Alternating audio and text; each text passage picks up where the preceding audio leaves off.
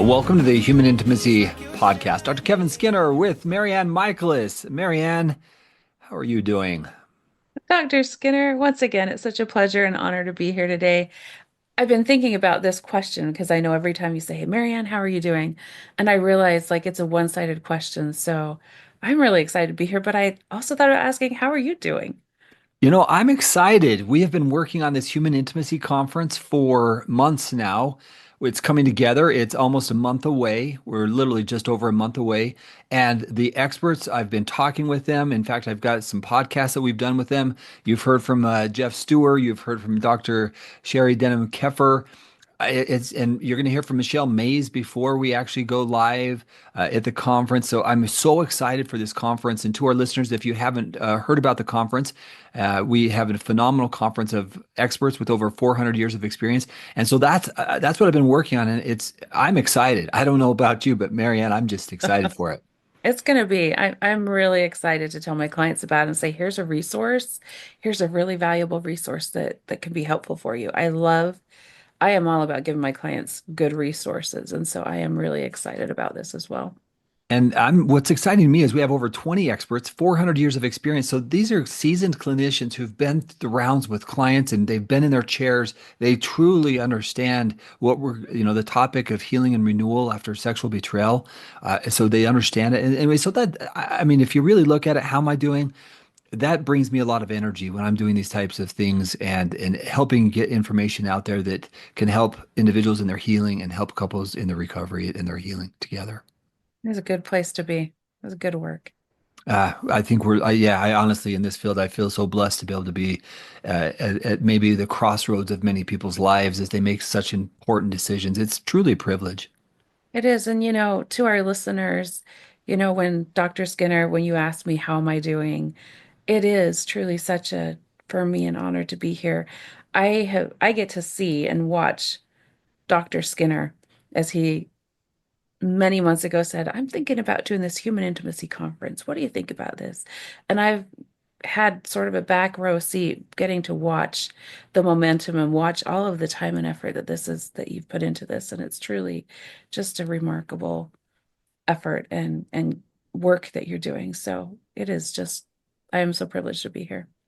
So today we're going to be taking off one of the topics, and it's really when you get help. And I want to address this, and we want to address this because there are many different ways that you, as a listener, can get help. And we want to talk about effective ways, somewhat effective ways, and not effective ways. And I want to be really clear here. There are many voices that you can hear and you can be exposed to. And those voices, we, you know, I really, that's why we express our appreciation at the end of every podcast because we know there's so many different voices that you can be hearing, you can have, and you can be listening to. And so we want you to know that we respect your time. And in this episode, we're going to talk about the different kinds of voices that can influence us at these crossroads of our lives. Because sometimes the voices are helpful and sometimes they're not helpful at all. So I'm going to get help or I'm seeking help. I found out that my spouse is cheating. I found that my child's having problems. I find that I have a family member dealing with an addictive behavior, any addiction. Well, where do I turn? Well, MaryAnn, we know that the first place that most of us turn today is online. Why? Because that's the easiest, fastest way to get information. And oftentimes we can do that anonymously.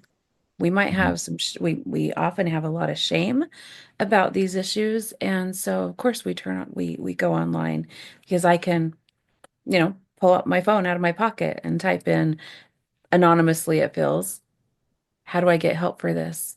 And as we if I can just take that, just keep this conversation going, it is really important to be able to know which sources you're going to, which ones are helpful and which ones might not be as helpful. There are specific sites that I do ask my clients not to necessarily use because of some of the ideas that are shared that aren't helpful in healing. They Mm. can create more trauma and create more damage rather than being helpful to my clients. And so it's interesting that you say that because, as I said in the beginning, there's situations where we can get information that is not helpful, and the truth is people also cannot be helpful. And in my research, I was looking at individuals who had experienced sexual betrayal, and I asked the question, how effective was the support that you received from family members or others? Very helpful, somewhat helpful, not too helpful, really unhelpful.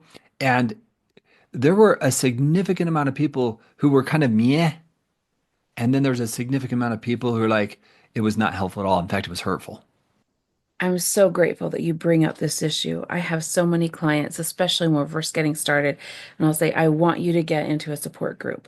It's really important that you have support and that you have a place that's safe and that's healthy and where you can get support and where people share your story, where there's a me too.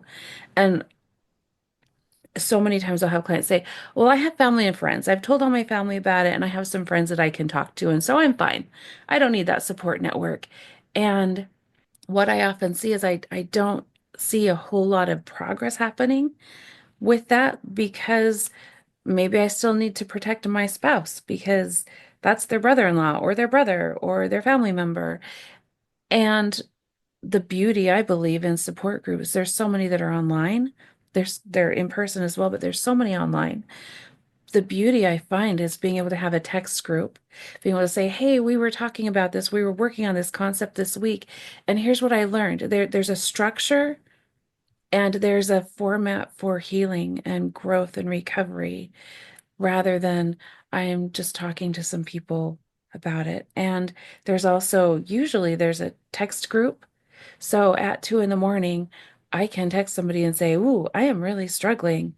And somebody else might be up at 2 in the morning, but I might not text my sister at 2 in the morning. And Right. so just putting it out there to a really safe place where I know those other people are able, or whoever is able to respond will. So you've kind of identified a couple things that I want to address here. One is we can turn to family and we can turn to friends, and as I shared in the research, may or may not be helpful, Mhm. may have a negative influence on us, may have a positive influence on us. Again, so we have to know whether we can turn to them and whether they will be there for us. And then you identified the second group, which are people who are in a group, maybe experience something similar to us, and they can relate with us. They can also be a support to us, a voice that we can cry on a shoulder or ask for help or reach out for support when we need it. Really important there then is separating out the different types of help that we can get. And I'm going to tell you, the more help that we have that is positive, the faster the recovery and the healing will go because meaningful support is one of the lead indicators of healing and recovery. If you have support, you're more likely to make progress. And when we're looking at PTSD, which when we look at betrayal trauma through that PTSD lens, isolation and avoidance, that's one of the PTSD criteria. That's one of the impacts. I think it's important too. One of the things I often hear clients say, kind of the pushback, they'll say, well, nobody has the same story. Like my story's not that big of a deal. Like, I just don't feel like I really fit there. And I want to be really clear with this. Nobody has the same story as you because nobody has lived your life. However, support groups exist because we come together under an umbrella of pain, an umbrella of experiencing pain, grief, shame, hurt. And just because you slam, a car runs over your foot and I slam my hand in the door, we both have pain. It might Mm. look different, but we both have pain. Nobody's story will be the same. And so I want to make sure that that's not a prohibitor, that that doesn't prohibit somebody from going to a group and showing up in a group. I know the first group I showed up in, it was like, oh, my story has not like my story is like nothing compared to that person's story. And I was so grateful for somebody to say, it's an umbrella. We Mhm. connect together with the emotion, and that's where we meet because that we can share. One of my favorite things to do is we do betrayal trauma intensives, and we'll have 4 to 6 individuals come to our center. They don't know each other from anybody. Literally from I've had them from all over the world join. Phenomenal. I mean, literally all over the globe. And they come together. And some of my favorite experiences, day one, I'm a little bit hesitant, but then I start opening up and I start sharing and I start hearing, and they begin to develop this support for each other. By the end of the third day, they're not only giving each other hugs and phone numbers, they're planning their next rendezvous together where they're going to be together. And we've had that multiple times where our groups they've come in for 3 days and they're still connected years later because in that experience they shared deep emotions, they felt connected, they were vulnerable with each other. Some of the most powerful work that we do are those 3 days. And then what they do afterwards, fellowship, friendship, connection, bonding, supporting each other in times of need. It's an incredible experience. And it speaks to the power of connection, especially when you're in crisis. Yeah, you're talking about allowing ourselves to be seen. And in that very incredibly vulnerable state of doing intensive work, when others witness that, we're drawn.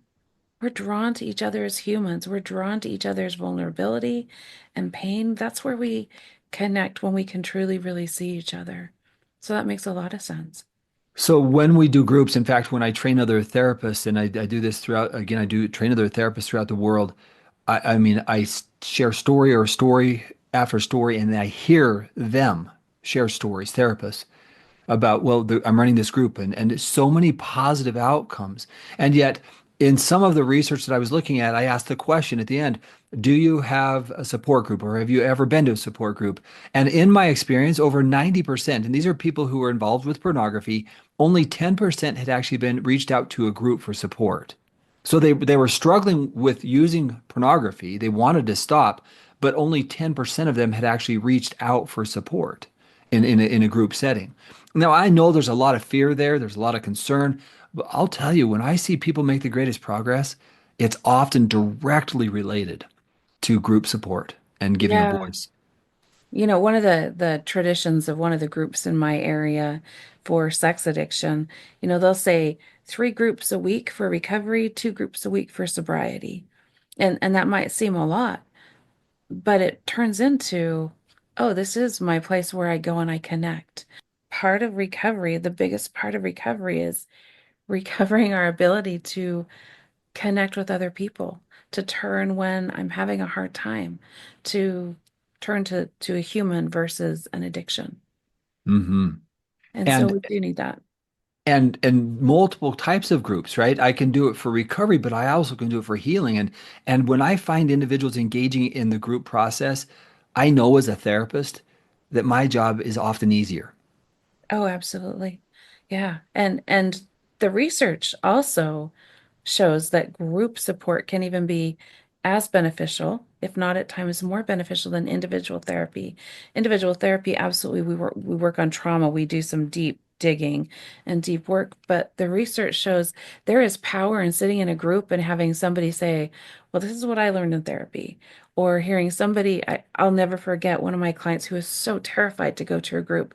She came back and said, MaryAnn, it was like that other person in the group was reading my journal. Hmm. It was just like mind blowing for her. Oh, there are other people who get this. And so being in that space where there are multiple people holding our story and we're okay there, that lets our nervous system just settle. It's Right. beautiful. Yeah. And so we're talking about ways that people can who are suffering addiction, trauma, or anything else can get support and help. We've talked about family members. We've talked about getting group support.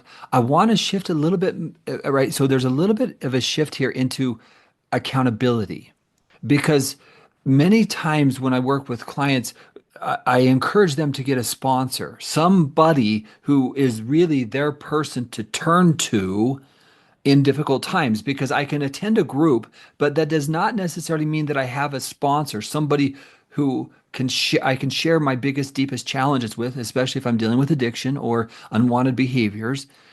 And a person that I can turn to, they may be the person that in some ways saves my life.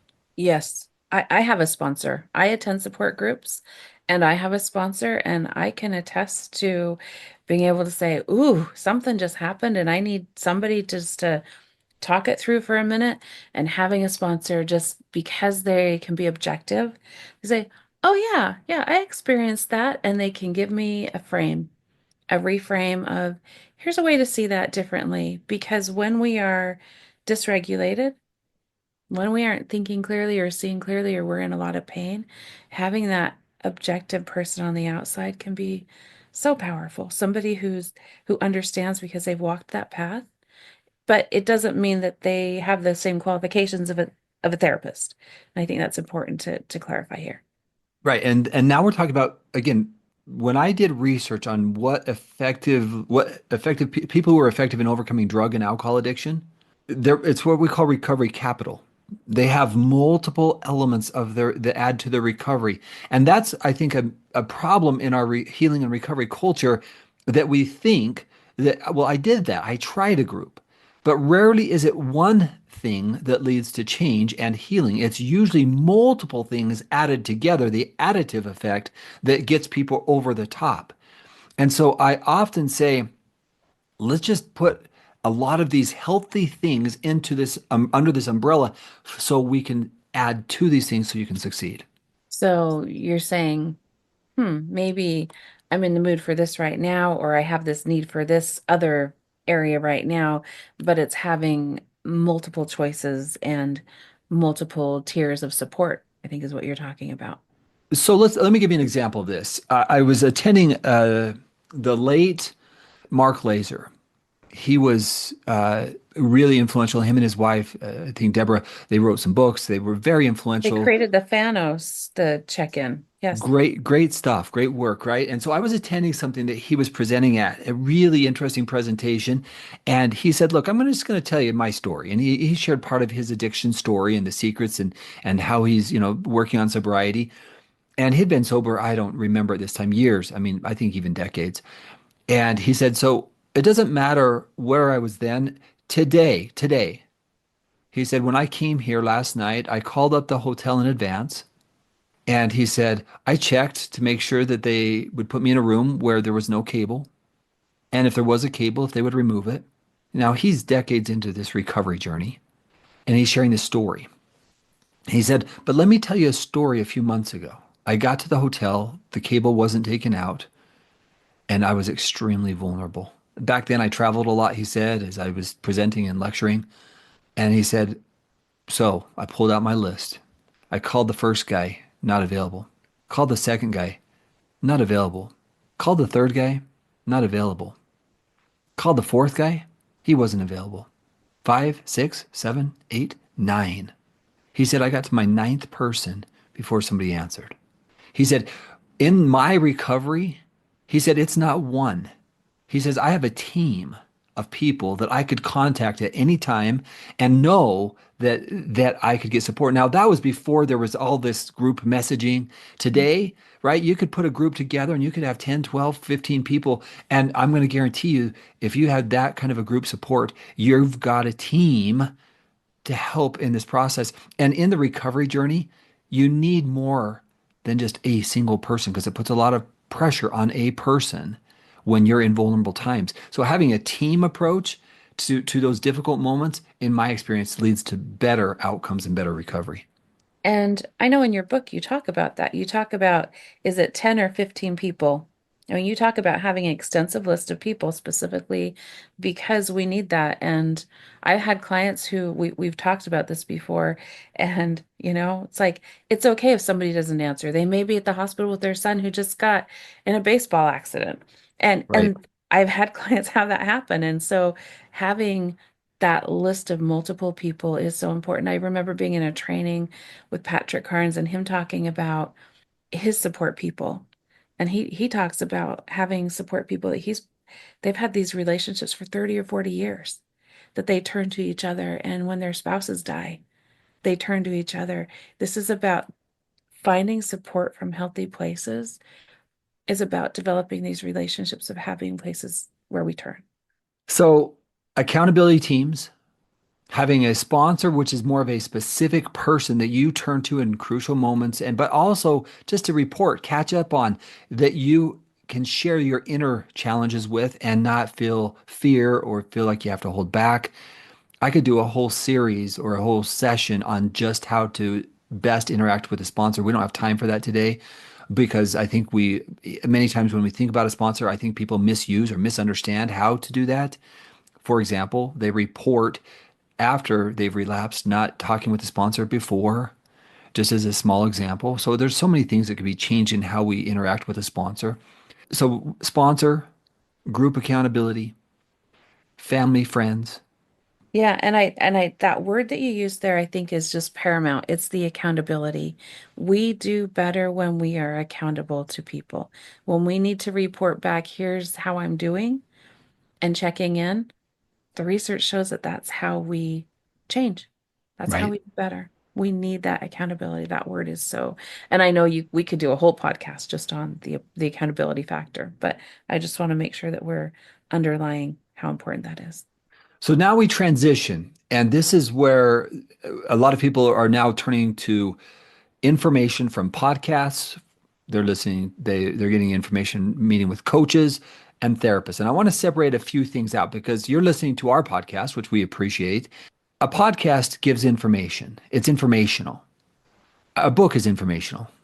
An online class is informational. It's not therapeutic, although it could create therapeutic outcomes and a positive outcome in healing just by learning.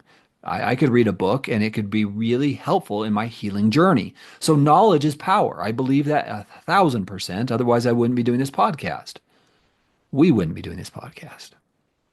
Now, let's talk about the difference between a coach and a therapist. Because a lot of people today, a coach is less expensive than a therapist, and a coach can help in times that maybe a therapist can't. You can have a relationship in certain ways with a coach that you can't with a therapist. And so today, in today's world, coaching is, might I say, it's blowing up. There's coaches for this and coaches for that. There are coaches everywhere. And I know a lot of therapists that are actually threatened by that. And I want to say that we want to make sure that we aren't doing harm. And that's a really important concept.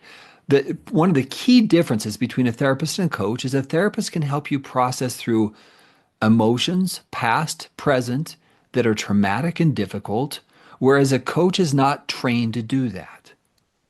And so a therapist and a coach would have very different roles in a journey to deal with, say, trauma or recovery.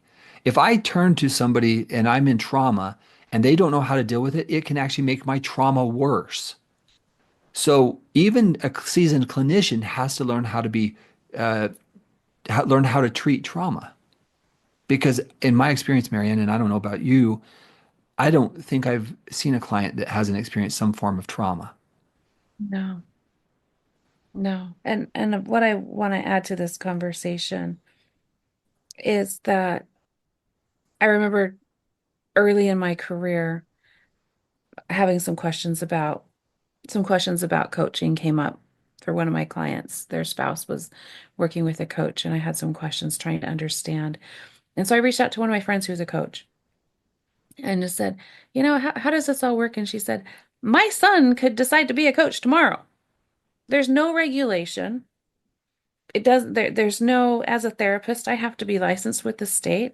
I have to take a test. I have to prove that I'm competent in a lot of different ways. And I have very specific ethical standards. My license can be revoked if I am not complying with the standards that have been set to protect our people, our clients, the people we work with. And I remember just being so flabbergasted. And she's like, yeah, my son could be a coach tomorrow. He could just decide he wants to be a coach and he could coach people. And that's great, except for when it's damaging to my clients. And I have seen some clients who have been impacted by coaches who don't necessarily have the tools to manage the trauma that clients are needing help dealing with. Right. And so a couple of key concepts there. One is anybody can become a coach, and yet there are wonderful certification boards Mhm. for coaches. again, a coach's primary job, let's talk about the difference. A coach can help you specifically set goals. They can listen and help you ask yourself questions. They can give you insights, things to think about. Therapists do a lot of those things as well. Sure. Then we bump into, say, traumatic events or memories from the past, which are, in our experience as clinicians, the past is very influential on the present, and we can't ignore it. And so we start doing things like bumping into past traumas, childhood traumas. And in many situations, even individuals dealing with addictive behaviors usually have stories that need to be worked through from a traumatic lens. And when that doesn't happen, I often see that people revert back to old coping mechanisms because the root issues have not been addressed. And that's, I think, where therapy really can be beneficial is we help clients get to the unresolved root issues that are not necessarily addressed in coaching. Yeah. And so I would say if we're looking at an order of operations, I would say my recommendation for clients would be recovery, whether it's healing recovery or recovery from an addictive behavior, group support, and therapy, working with a therapist. And once we've dealt with those roots and gotten to the root of the trauma or the issues, then coaching can be fantastic because coaching is really forward moving forward into the future. Therapy is usually about the past, but oftentimes the present. We're bumping into the things in the past until we've addressed them. So it's kind of like mowing your lawn or weeding. When I was a kid, I used to weed, and you could just go pull off the top of the weeds, and then it just regrow back because the root's there. And I see therapy as the pulling up the entire root and getting it out so that it's not coming. Then I can do fantastic moving forward into the future. And I often ask the question, can we be more effective as therapists? And I'm going to address that question for a second. I think the answer to that is yes. I am much more effective when my clients are learning great information. When they do reading on their own, when they listen to podcasts, they get insights and information. It's very common for my clients to say, "Hey, I really like this." In fact, I love it when my clients come in and say, "Hey, I really appreciated this on your podcast." I love that. But Yeah. because I understand that they're engaging in the learning process, and that is where we begin to see people are craving knowledge and information. That's fantastic. The application of it, the changing of habits, the motivation to do something different, that's all of us. We're all working to motivate someone to be better and to reach their heights that are possible for them. Yeah, so we were talking about there's certain times, and sometimes we do need more specialized care. And I wouldn't say sometimes. I've found in my cases there's so much complexity. I'll give you a couple of examples. You can get really bad information, like on a marriage. Somebody could say, well, this is what's happening and that's happening, and I could project onto you my fears, my issues. I could tell you what you need to do. Well, you need to do this, or the reason they're doing this. Now that becomes traumatic for the individual because they're trying to make sense of it. So I've heard people say, well, this person said this and this person said this, and when you hear so many voices, you can have too much data, too much information. So I often say, while we have multiple potential support systems, we have to also make sure that we're all pulling in a similar direction. Because if we're not working in a similar direction and we're hearing multiple voices, like I've had some clients say, I can't talk to my family because they insist that I leave or insist that I stay. I've got a best friend that says, if you leave, I don't want to be your friend because he or she is and so they're being unduly influenced by people who are not understanding the power of listening to the person who's suffering.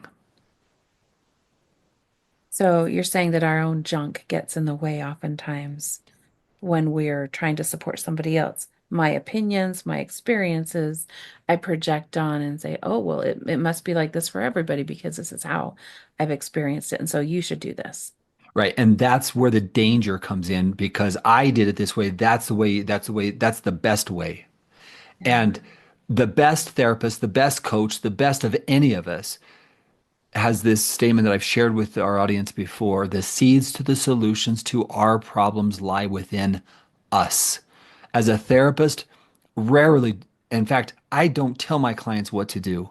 I help them see, look into a mirror, make the decisions, understand the consequences, walk them through, and I help them process emotions that they're stuck in that they don't know how to get through on their own. I also help them learn how to communicate effectively, how to break old patterns, because that's what we've been trained to do as therapists.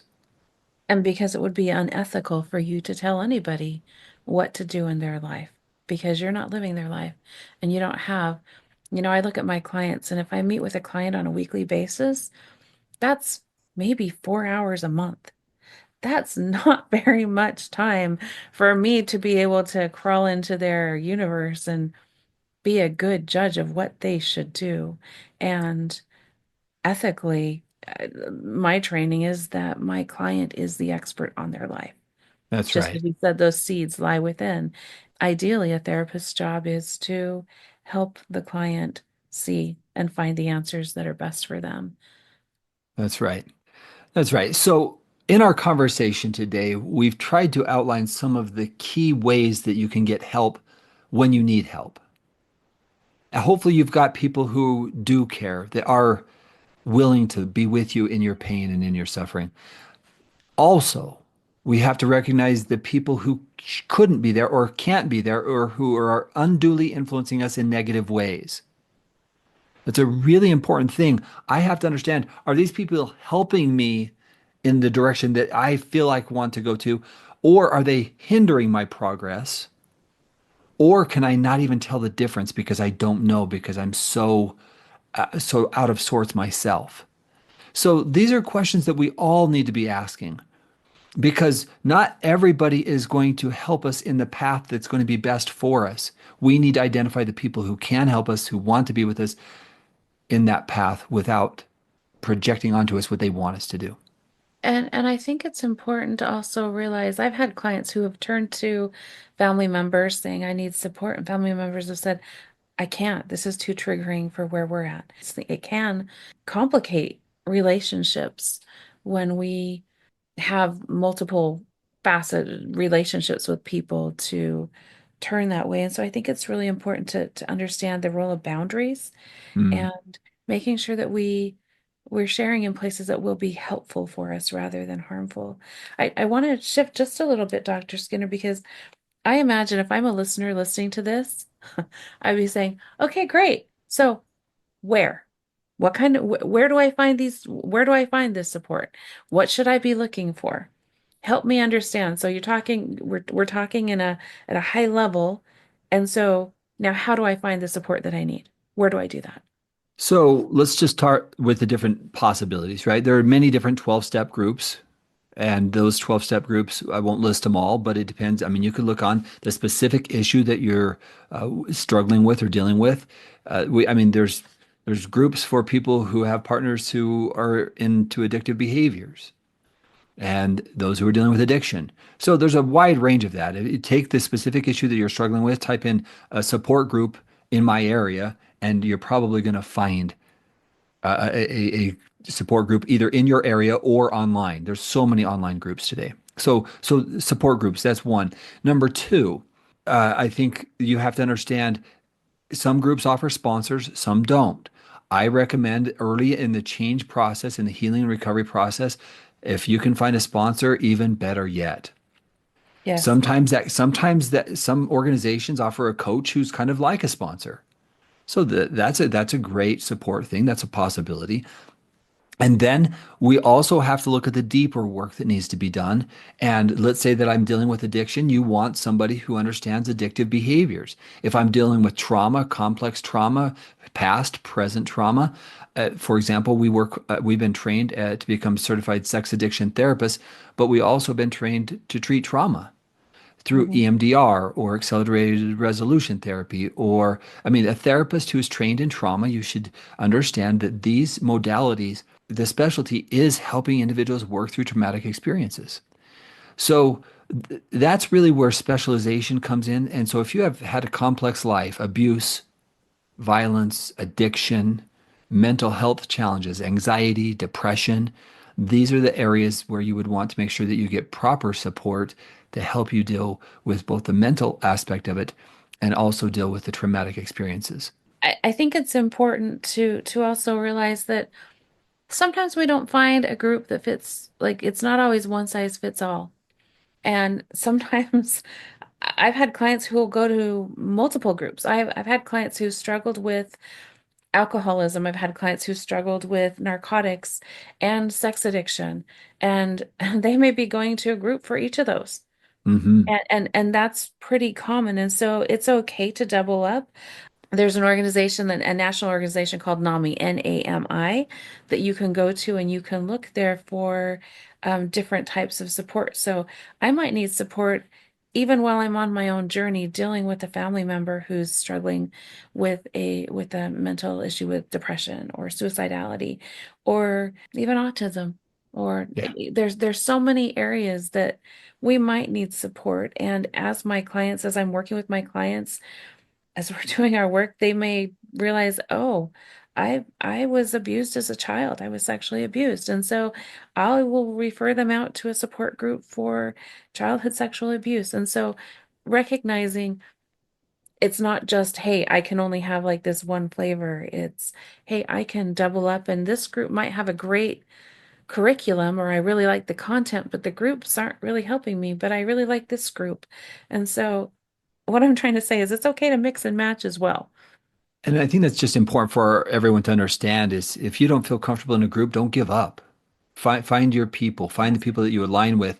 And I will say a couple, I mean, there's a lot of other little caveats here. Like if you struggle with social anxiety, a group might not be your best starting point because you need to deal with a therapist to deal with the social anxiety. I read an article where people with high social anxiety in a group actually really it didn't work. In fact, it created more stress because of the social anxiety. So you might need to deal with social anxiety before you head into a group and get that kind of Mhm. support. Other people, they really need a group and they really need that kind of accountability. And so the sponsor and the therapist are there to support, but the group is the main help agent. And so again, there's lots of different ways to our listeners. Your challenge is to find your way because what we can't do is say this is the exact formula for you. But if you will put in the effort, you will find the answer for you. And today we've listed and outlined many things that successful people utilize in their healing and recovery journey. MaryAnn, final thoughts from you today. My final thoughts are really close to home on this. I attended my first support group in 2015, and that was for me the pathway that opened up my healing journey. And so my final thoughts for our listeners are that you are worth taking the time. If you're not finding the support that you need, keep looking. There is help and there is hope. So Yes. thank you for being here. And this is a journey. And if you look at it as this is a journey, this is just a step in the journey to a more fulfilling life and healing. Yeah. And one of the things I've been saying lately is that we are our own science project. I love that. And so that's what I tell my clients. Look, some of the things that we're going to try in here, they may or may not resonate. Today, we've outlined many different possibilities. What I do know is that as long as we keep trying, there's always hope. And the hope comes in the effort, in the learning, in the growth. And because you showed up to our listeners today, you showed up here. We just, again, we want to say thanks. And we also want to let you know that there is always hope in this change process, in this journey. Yeah, yeah. Dr. Skinner, sorry, I just saw you take a breath like you were going to say something, but I just want to, I think this is an important place. I know one thing that we didn't talk about that I want our listeners to be aware of is as we get ready to close and we once again talk about that human intimacy conference, I do know that you have some groups through some of your courses on human intimacy, and we didn't talk about that. I think I'd love to have our listeners hear about that.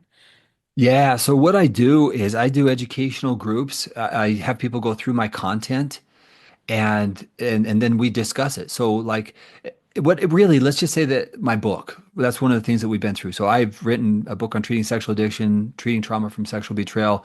And so what I do is people join the group and I just go through it chapter by chapter. They've got questions and I answer them. And then, it really helps me be better as an author to get that kind of feedback, but it also helps those who are participating. Like they ask their questions and then they support each other. And so I do some online virtual support groups just so people feel connected. If you'd like to learn more about that, you can do that at humanintimacy.com on our website. You can learn more. So I can join one of your courses and I can like see you and talk to you and Yeah. ask my questions to you Yeah. in a group. Yeah. Yeah, and that's the goal is because I find that when people have the right information, they make better decisions. And so it's easier in some ways to do it in a bigger group where they can ask questions and then they can feel support. I've got groups that have been running and just talking with people literally from around the country. So much fun and they really then support each other and it's just lovely to watch. I love it when people are supporting each other because there's certain things as a therapist I can do. There's certain things as a support educator that I can do. And then the greatest support is often when you have people who've been through many things like you who understand you. Wow. And I hope our listeners can understand that this opportunity, Dr. Skinner, you train certified sex addiction therapists from all over the world. You train and supervise therapists as they're learning how to work with this. And as a researcher, you definitely get and understand. You understand the healing and the recovery processes. And to be able to access and say, "Oh, help me. I read this in your book and I'm understanding this in your program or in this course. And now let me ask you the questions so that I can understand how to apply it to myself." Hmm. That's available for our listeners through these courses. Yeah. So if you go to humanintimacy.com/support group, you can learn more about what those groups are. And again, we just would invite them to join us if they can. Now, the other thing I should mention coming up on this conference as we get ready to close, if you haven't signed up for the conference, time is running out. By signing up, you get access to not only every expert who will be doing a presentation, they'll be answering questions, but you also get access to all the pre-conference sessions, which are going to be recorded, where people are going to be coming and asking questions. You can get to know the experts a little bit more. I mean, think about it. I'm bringing some of the world's best experts. We're going to have conversations about the healing process and the journey. I mean, that's even before the conference begins, and it will continue afterwards. You So also have pre access and post. pre and Sorry, pre post, and post. absolutely. You Okay. sign up for this conference, you're going to have access to every time I interview one of these experts, whether it's before or after the conference, you're going to get access to them. Now, in addition to that, you come to the conference and you're going to get a recording. Every session is going to be recorded, so you're going to have continuous access of, hey, I remember this, and you can go back and review it. In addition to that, and it's running out, and this is the last week that I'm offering it, and that is they will get when they sign up as an individual or as a couple, they will get access to my 100-day course, which is the treating trauma from sexual betrayal course, the 100 days to healing, and the acting out, those who've been acting out 100-day course, all have virtual assignments. You can go through, watch videos. Though that's actually free if you sign up for the conference. So all of that is there to our listeners. If you haven't signed up, I don't know how else to get you invited or invested in this. My hope is that it excites your mind and my end goal is make human intimacy a possibility in all people's lives. Thank you for your work, Dr. Skinner. I love what I get to do, and thank you so much, MaryAnn, for your time. It's always Yeah, a great conversation. it is. Thank you to our listeners for being with us. I would just add, as we're wrapping up talking about the conference, I've been in trainings, CSAT trainings with Dr. Sherry Kepper. Michelle Mays, she is actually one of the main speakers that will be speaking to all at the ITAP symposium this year. So she's been selected to speak to all of the CSAT community. These are really incredible individuals who have spent a lot of time understanding, researching, and who are passionate about helping and healing. So I hope that you'll consider joining us. Yeah, my hope is you'll join us. And in the meantime, our hope is that you find peace in your mind, answers to your questions, and I'm excited for the journey that we're all on together. This is going to be an interesting year. We've just started our second year of this podcast, and I just genuinely appreciate everybody's time. So thank you very much. And MaryAnn, thank you for joining us today. Always a pleasure. And laugh when you laugh. Something to